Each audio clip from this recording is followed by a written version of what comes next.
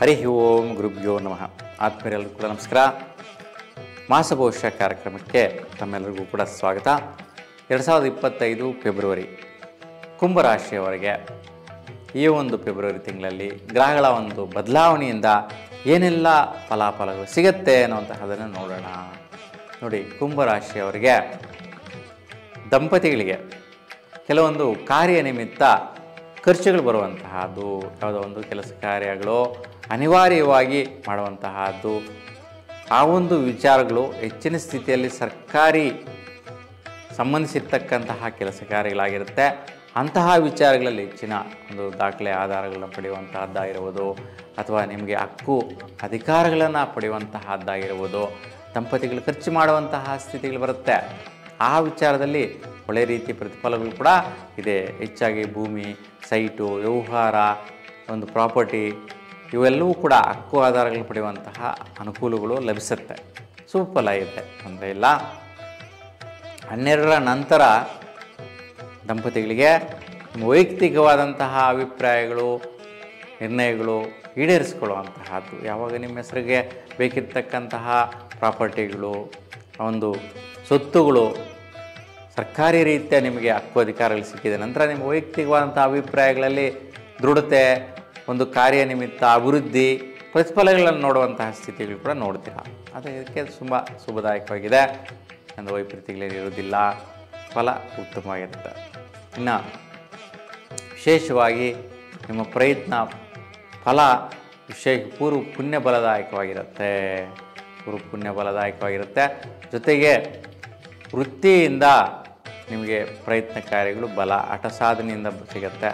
ಮತ್ತು ಹಿಂದಿನ ಜನ್ಮದ ಪೂರ್ವ ಜನ್ಮದ ಸುಕೃತ ಫಲದಿಂದ ನಿಮ್ಮ ಪರಾಕ್ರಮಗಳು ವೃತ್ತಿಯಲ್ಲಿ ಸಾಧಿಸುವಂತಹದ್ದು, ಹಠ ಸಾಧನೆಯಿಂದ ವೃತ್ತಿಯಲ್ಲಿ ಬಲ ಬರುವಂತಹದ್ದಿರುತ್ತೆ. ಮತ್ತು ಯಾರಿಗೆಲ್ಲ ಈ ಒಂದು ಕುಂಭರಾಶಿಯವರಿಗೆ ಮಕ್ಕಳಿದ್ದಾರೆ, ಅವರಿಂದ ಒಳ್ಳೆಯ ರೀತಿಯ ಒಂದು ಪ್ರತಿಫಲಗಳು ನೋಡುವಂತಹದ್ದು ಈ ತಿಂಗಳಲ್ಲಿ ಕಾಣುತ್ತೆ. ಯಾವುದೇ ರೀತಿ ವೈಪರೀತ್ಯಗಳು ಇರುವುದಿಲ್ಲ. ಕುಂಭರಾಶಿಯವರಿಗೆ ವಿದ್ಯಾರ್ಥಿಗಳಿಗೆ ಒಳ್ಳೆಯ ರೀತಿಯ ಭಾಗ್ಯದ ಫಲ ಮತ್ತು ಒಳ್ಳೆಯ ರೀತಿಯ ಖರ್ಚುಗಳು ಮಾಡಿ ಫಲಾಫಲಗಳನ್ನು ಸಾಧಿಸುವಂತಹದ್ದು 11ನೇ ತಾರೀಕುವರೆಗೂ ನಡೆಯುತ್ತೆ.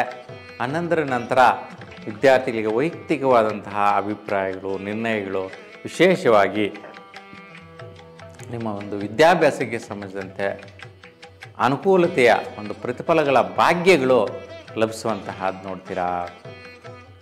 ಮತ್ತು ಗರ್ಭಿಣಿ ಸ್ತ್ರೀಯರಿಗೆ 11ರ ನಂತರ ಜನಿಸುವಂತಹ ಮಕ್ಕಳು ಒಳ್ಳೆಯ ಬುದ್ಧಿವಂತರಾಗಿರ್ತಾರೆ, ಚಾತುರ್ಯವಂತರಾಗಿರ್ತಾರೆ.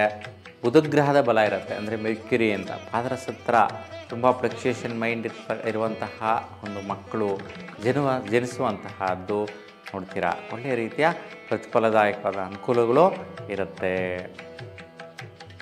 ಇನ್ನು ಮನೆ ಕಡೆ ಒಳ್ಳೆಯ ಅಭಿವೃದ್ಧಿದಾಯಕ ಅನುಕೂಲಗಳು, ಸ್ವಲ್ಪ ದುಡ್ಡು ಕಾಸಿನ ವ್ಯವಹಾರ ಸ್ವಸ್ಥಾನದಲ್ಲಿ ನಡೆಯುವಂತಹದ್ದು ಮತ್ತು ಆದಾಯಗಳು ಗಳಿಸುವಂತಹದ್ದು, ಯಾವುದೋ ಒಂದು ಧರ್ಮಕ್ಷೇತ್ರದಲ್ಲಿ ನಡೆಯುವಂತಹ ಕಾರ್ಯಗಳಿಂದ ಮತ್ತು ಆ ಒಂದು ಧರ್ಮಕ್ಷೇತ್ರಗಳಿಗೋಸ್ಕರ ನೀವು ಖರ್ಚು ಮಾಡುವಂತಹ ಒಂದು ಕಾರ್ಯ, ಶುಭ ಕಾರ್ಯ ಮಾಡುವಂತಹದ್ದು, ನಿಮ್ಮ ಸ್ವಸ್ಥಾನ ಮನೆಯ ಕಡೆಯಿಂದನೇ ಈ ಕಾರ್ಯಗಳೆಲ್ಲವೂ ಕೂಡ ನೆರವೇರಿಸುವಂತಹ ಒಂದು ಸಾಮರ್ಥ್ಯ ನಿಮ್ಮ ರಾಶಿಯವರಿಗೆ ಈ ಒಂದು ತಿಂಗಳಲ್ಲಿ ಲಭಿಸುತ್ತೆ. ಶುಭದಾಯಕವಾಗಿದೆ. ಒಳ್ಳೆಯ ಫಲಗಳನ್ನು ಪಡೆಯುವಂತಹದ್ದು ಕೂಡ ಇರುತ್ತೆ. ಇನ್ನು ಹಣಕಾಸಿನ ವಹಿವಾಟುಗಳು ಕೂಡ ಹೆಚ್ಚಿನ ಸ್ಥಿತಿಯಲ್ಲಿ ಭಾಗ್ಯದ ಫಲ ಸಿಗುತ್ತೆ. ಮತ್ತು ಮನೆಯ ಕಡೆ ಬರುವಂತಹ ಒಂದು ಇನ್ಕಮ್ ಸೋರ್ಸ್ಗಳು ಈ ತಿಂಗಳಲ್ಲಿ ನೀವು ಪಡಿತೀರಾ. ಮನೆ ಕಡೆ ಯಾವುದೋ ಒಂದು ಪ್ರಾಪರ್ಟಿಯಿಂದ ದುಡ್ಡು ಬರುತ್ತೆ, ಯಾವುದೋ ಒಂದು ಫಸಲಿಂದ ದುಡ್ಡು ಬರುತ್ತೆ, ಯಾವುದೋ ಒಂದು ವಸ್ತುಗಳನ್ನು ಸೇಲ್ ಮಾಡಿರ್ತೀರ, ಅದರಿಂದ ಯಾವಾಗಲೂ ಕೊಡಬೇಕಾಗಿ ಕೊಡ್ತಾರೆ, ಸಿಗತ್ತೆ. ಆ ರೀತಿಯ ಅನುಕೂಲಗಳಿರುತ್ತೆ. ಮತ್ತು ಭಾಗ್ಯದಿಂದ ಧನ ಪ್ರಾಪ್ತಿ, ಭಾಗ್ಯ ಅಂದರೆ ಅದೃಷ್ಟ, ಯಾವುದೋ ಒಂದು ರೀತಿಯ ಲಕ್ ಆಪರ್ಚುನಿಟಿ ಬರುತ್ತೆ, ಅದರಿಂದ ಕೂಡ ಧನ ಸಹಾಯ ಆಗುವಂತಹದ್ದು, ಧನಾಗಮ ಆಗುವಂತಹದ್ದು ಈ ತಿಂಗಳಲ್ಲಿ ನೀವು ಶ್ರೇಷ್ಠ ಸ್ಥಿತಿಯಲ್ಲಿ ನೋಡುವಂತಹದ್ದು. ಕುಂಭರಾಶಿಯವರಿಗೆ ಫಲಿತಾಂಶ ಚೆನ್ನಾಗಿದೆ, ಒಳ್ಳೆಯ ರೀತಿ ಯೋಗ ಫಲಗಳಿದೆ. ಯಾವುದೋ ಒಂದು ಸೆಟಲ್ಮೆಂಟ್ಗಳಿಂದ ಬರುವಂಥ ದುಡ್ಡುಗಳು ಬಂದುಬಿಡುವಂತಹ ಸದಾವಕಾಶಗಳಿದೆ. ಆದರೂ ಸ್ವಲ್ಪ ರಾಹುವಿನ ಜೊತೆಗೂಡಿ ಇರೋದರಿಂದ ಶುಕ್ರನ ಫಲ ಅರ್ಧ ಫಲ ಕೊಡ್ತಾನೆ. ಅದಕ್ಕೋಸ್ಕರ ಶಕ್ತಿ ಮಾತಾ ದರ್ಶನ ಮಾಡಿ ಅಲ್ಲಿ 16 ನಿಂಬೆಯ ತುಪ್ಪದ ದೀಪಗಳನ್ನು ಉದ್ದಿನ ಬೇಲೆ ಮೇಲೆ ಬೆಳಗಿಸೋದ್ರಿಂದ ಈ ಒಂದು ರಾಹುವಿನ ವೈಪರೀತ್ಯ ನಿವಾರಣೆ ಆಗಿ ಶುಭವಾದಂತಹ ಫಲದಿಂದ ಅನುಕೂಲಗಳಾಗುವಂತಹದ್ದು, ಹಣಕಾಸಿನ ವಹಿವಾಟು ನಡೆಯುವಂತಹದ್ದು ಶುಭ ಫಲ ಕೊಡುತ್ತೆ. ಇನ್ನು ವಿಶೇಷ ವೈಯಕ್ತಿಕವಾದ ನಿರ್ಣಯಗಳು, ಸ್ವಲ್ಪ ಖರ್ಚುಗಳಿಂದ ಕೂಡಿರ್ತಕ್ಕಂಥ ವಿಚಾರಗಳು ನಿಮ್ಮ ಸ್ವಯಂ ಅಭಿವೃದ್ಧಿಗೆ ಸಂಬಂಧಿಸಿದಂತೆ ಒಳ್ಳೆಯ ರೀತಿ ಮಾಡ್ತೀರಾ. 12ರ ನಂತರ ಸ್ವಲ್ಪ ವೈಯಕ್ತಿಕ ನಿರ್ಣಯಗಳಲ್ಲಿ ಕಸಿವಿಸಿ ಎಲ್ಲ ವಿಚಾರಗಳಲ್ಲೂ ಟೆನ್ಷನ್ ತೊಗೊಂಡ್ಬಿಡೋದು, ಕೋಪ ತೊಗೊಂಡ್ಬಿಡೋದು, ಉದ್ರೇಕ ಆಗ್ಬಿಡೋದು, ಈ ರೀತಿ ಕುಂಭರಾಶಿಯವರಿಗೆ 12ರ ನಂತರ ಸ್ವಲ್ಪ ಕೋಪೋದ್ರೇಕದಿಂದ ನಡ್ಕೊಳ್ಳುವಂಥ ಸ್ಥಿತಿಗಳಿರುತ್ತೆ. ಹಾಗಾಗಿ ನೀವು ಈ 12ರ ನಂತರ ಶನೇಶ್ವರ ಸ್ವಾಮಿ ದರ್ಶನ ಮಾಡಿ ಅಲ್ಲಿ 9 ಎಳ್ಳೆಣ್ಣೆ ದೀಪದ ಬತ್ತಿಗಳನ್ನು ಬೆಳೆಸೋದ್ರಿಂದ ಈ ಒಂದು ನೆಗೆಟಿವ್ ಎನರ್ಜಿ ಕಡಿಮೆ ಆಗುತ್ತೆ, ವೈಪರೀತ್ಯ ನಿವಾರಣೆ ಆಗುತ್ತೆ.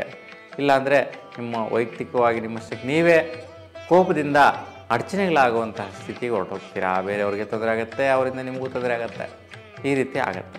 ಇನ್ನು ನಿಮ್ಮ ವೈಯಕ್ತಿಕವಾಗಿ ದುಡ್ಡು ಕಾಸು ವಿಚಾರದಲ್ಲಿ ಸ್ವಲ್ಪ ಜಾಗೃತಿಯಿಂದ ಇರುವುದು ಒಳ್ಳೆಯದು. ಹೆಚ್ಚಾಗಿ ದುಡ್ಡು ಬೇರೆಯವ್ರಿಗೆ ಕೊಡುವಂಥ ವಿಚಾರ ಕಡಿಮೆ ಮಾಡಿ. ಈ ಒಂದು ತಿಂಗಳಲ್ಲಿ ಹೋದ ಹಣಕಾಸಿನ ವ್ಯವಹಾರ ನಿಮಗೆ ರಿಟರ್ನ್ ಬರೋ ರೀತಿ ಇರೋದಿಲ್ಲ. ಇನ್ನು ಸ್ವಲ್ಪ ಬ್ಯಾಕ್ ಪೈನು, ಕಾಲು ನೋವು, ನರಸಂಬಂಧಿ ಸಮಸ್ಯೆಗಳು ಬರುವಂಥ ಸಾಧ್ಯತೆಗಳಿರುತ್ತೆ. ಅದಕ್ಕೆ ಸ್ವಲ್ಪ ನೀವು ನಾಗದೇವರ ಒಂದು ಸೇವೆ ಮಾಡೋದರಿಂದ ಅಶ್ವತ್ಥಕಟ್ಟೆಯಲ್ಲಿ ಒಳ್ಳೆಯ ಉತ್ತಮ ಫಲನ ಪಡಿತೀರಾ.